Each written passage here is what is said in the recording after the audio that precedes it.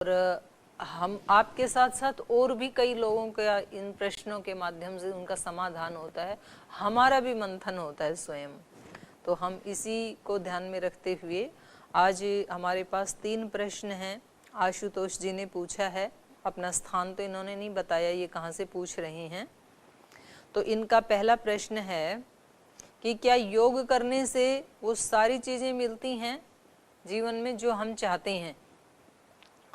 और इनका दूसरा प्रश्न है कि जीवन में खुशी कैसे प्राप्त हो, क्योंकि हम सब खुशी चाहते हैं। और इनका तीसरा प्रश्न है कि भगवान की कृपा कैसे प्राप्त हो। तो इनके प्रश्नों से ये पता लग रहा है कि ये एक जिज्ञासु प्रकृति के व्यक्ति हैं और बहुत ही सुंदर हैं। तीनों ही प्रश्न वास्तव में चिंतन करने योग्य हैं और चिंतन करके हमें आगे बढ़ाने वाले हैं ये प्रश्न। तो सबसे पहले तो इन्होंने जो चिंतन मनन किया उसके लिए इनका साधुवाद। अच्छा चिंतन किया है आपने, क्योंकि हमारे प्रश्नों की क्वालिटी से पता चलता है कि हमने ये खूब चिंतन मनन करके और तब हम किसी से ये बात कह रहे हैं या फिर ऐसे ही हल्के में इधर उधर से सुन के। तो इससे ये पता लग रहा है कि आपने चिंतन किया है। तो आपका जो पहला प्रश्न है कि क्या योग करने से वो सारी चीज़ें हमें मिलती हैं जो हम चाहते हैं, तो आपने श्रद्धेय स्वामी जी महाराज से भी सुना होगा और भी महापुरुषों से सुना होगा कि जब हम योग के मार्ग पे चलते हैं, सत्य के मार्ग पे चलते हैं और किसी एक चीज को भी अपनाते हैं तो वो हमारे लिए कामधुक हो जाता है। कामधुक मतलब कामधेनु, उससे जो भी मांगे वो देने वाला। तो इसमें मैं शास्त्र की चर्चा भी करूंगी आपके साथ और लोक की चर्चा भी करूंगी।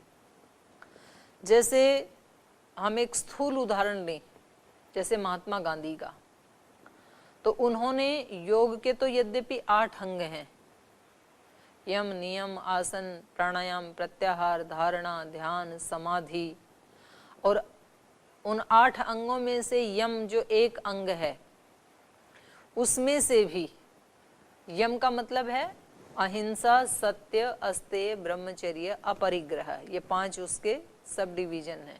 उनमें से भी महात्मा गांधी 2 को लेके चले अपने जीवन में, सत्य और अहिंसा। उन्होंने कोई बचपन में एक राजा हरिश्चंद्र का नाटक प्ले किया था और उसमें उनको सत्यवादी हरिश्चंद्र बनने का रोल मिला था और वो उन्होंने कहा कि मुझे उस रोल को करने में ही बहुत अच्छा लगा। तो मन में ये आया कि भाई यदि जीवन ही ऐसा बन जाए, पूरा जीवन ही अगर मैं इसका रोल करूं तो कितना अच्छा लगेगा, 1 घंटे में इतना अच्छा लगा। तो ऐसा सोच करके उन्होंने योग के 2 चीज़ों को, लेकिन 2 चीज़ों के पूरा प्रति वो पूरा डेडिकेशन के साथ उससे जुड़े और केवल योग के जो एक यम एक पार्ट है 8वां और उसमें भी केवल जो 2 सब डिवीजन है, उन 2 मात्र का पालन करने से उन्होंने अपने जीवन में सब कुछ प्राप्त किया। क्योंकि वो अपने जीवन में यही चाहते थे कि अंग्रेजों को मैं यहाँ से बाहर निकालूं, क्योंकि अंग्रेजों ने एक बार अपने ट्रेन से उनको बाहर फेंक दिया था। तो उनके जीवन का ये लक्ष्य था। तो उन्होंने योग का सहारा लिया और उन्होंने वो प्राप्त किया।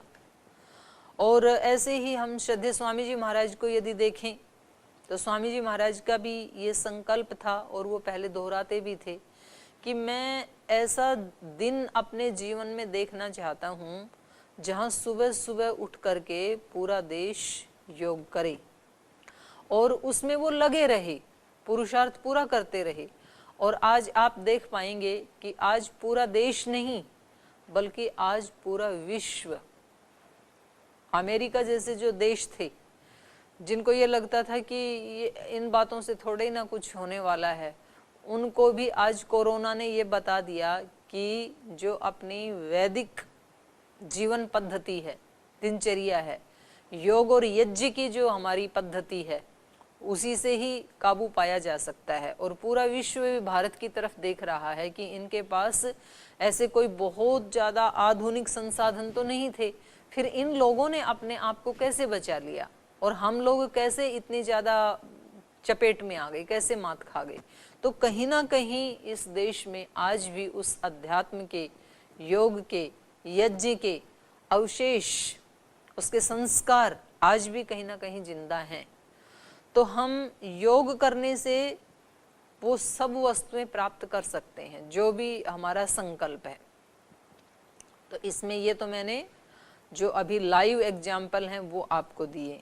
ऐसे ही न्याय दर्शन में एक सूत्र आता है, वहां पर आपकी तरह ही किसी व्यक्ति ने प्रश्न पूछा है कि ये शास्त्रों में लिखा होता है पुत्र कामो अग्निहोत्रम यजेत, जिसको पुत्र की कामना है तो वो पुत्रेष्ट यज्ञ करे। लेकिन देखा तो ये जाता है पुत्रेष्ट यज्ञ कर दिया, उसके बाद भी पुत्र का दर्शन तो हुआ ही नहीं। हमने देखा है कि स्वर्ग कामो अग्निहोत्रम यजेत, जिसको स्वर्ग की कामना है वो अग्निहोत्र करे और वो स्वर्ग चला जाएगा।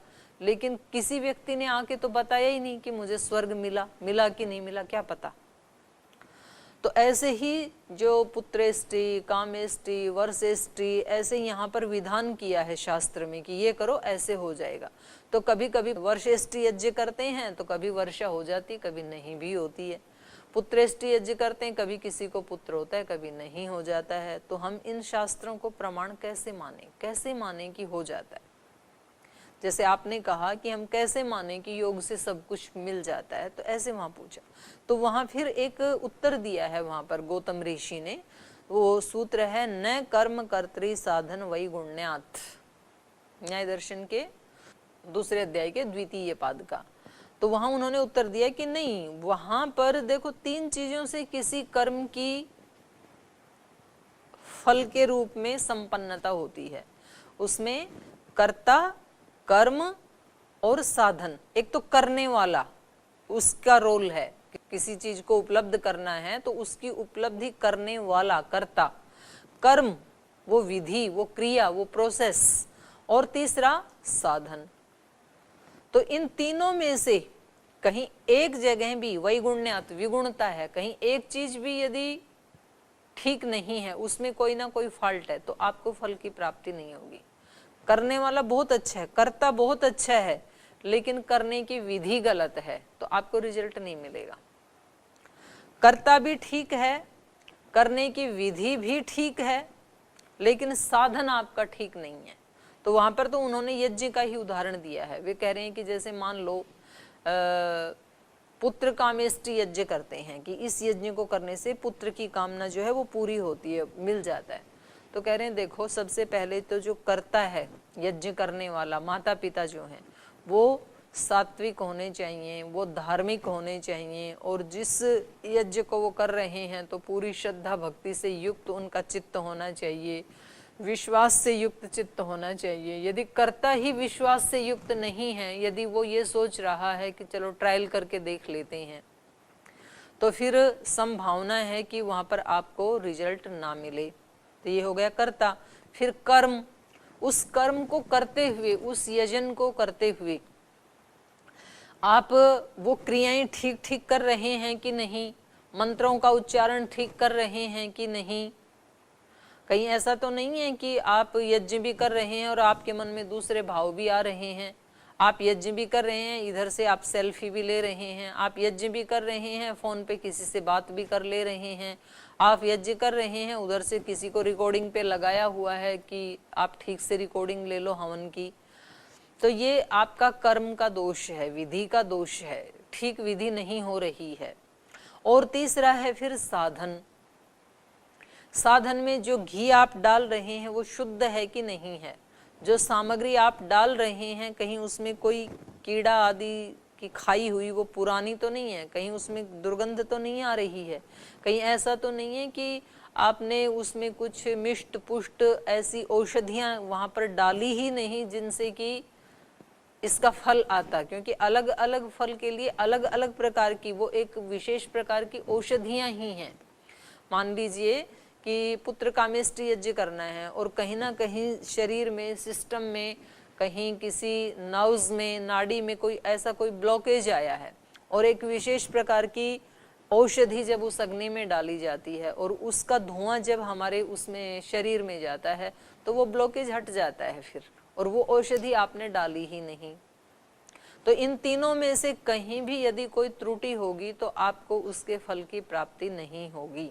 इसके विपरीत यदि आप कर्ता भी बिल्कुल ठीक हैं, करने वाले माता पिता, आपको कोई रोग भी नहीं है शरीर में, और आपने जो कर्म किया, जो विधि की, वो भी पूरी श्रद्धा भक्ति विश्वास से युक्त होकर बिल्कुल ठीक की, जितने मंत्र पढ़ने चाहिए थे उतने ही पढ़े, जितनी देर करना चाहिए था उतनी ही देर किया, विधि में कोई त्रुटि नहीं है, आपके साधन भी बहुत अच्छे थे, तो फिर निश्चित रूप से आपको फल की प्राप्ति होगी। तो जब कभी हमें किसी आप्त पुरुष के कहे हुए वचनों के अनुसार सिद्धि नहीं मिलती है, तो हमें इन तीनों में से कहीं ना कहीं चेक करना पड़ेगा।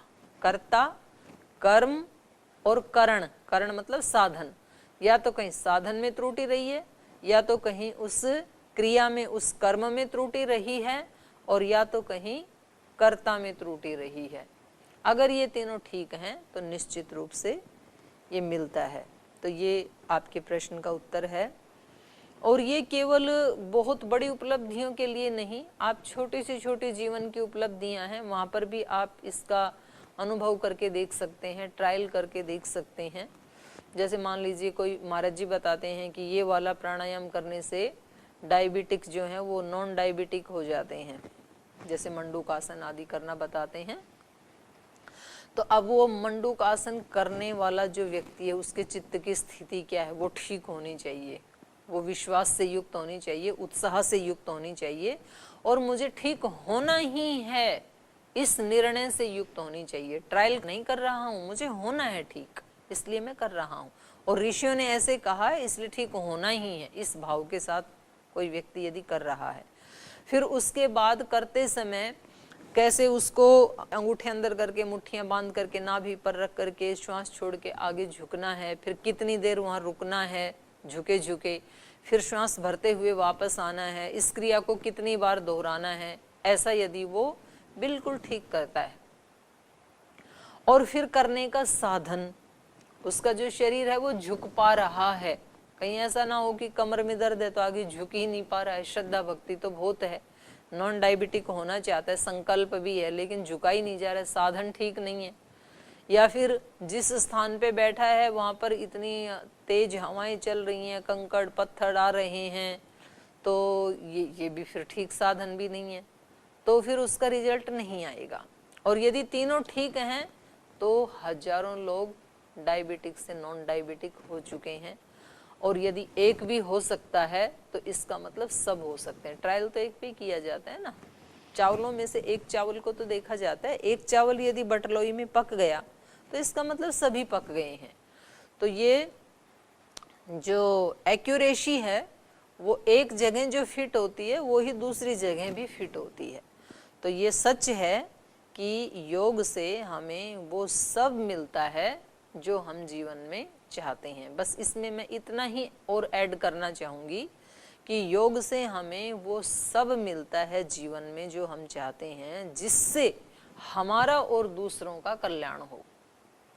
जिसमें हमारा भी कहीं अकल्याण हो या उस कर्म से दूसरे का भी अगर कोई अकल्याण है, तो फिर प्रकृति की ऐसी व्यवस्था है कि वो उसको पूरा नहीं करेगी। फिर तो जिसमें किसी का नुकसान ना हो और हमारा भी नुकसान ना हो, ऐसी सब उपलब्धियां योग से प्राप्त की जा सकती हैं, बशर्ते कि कर्ता, कर्म और करण तीनों विशुद्ध हों। दूसरा आपका प्रश्न है कि जीवन में खुशी कैसे प्राप्त करें।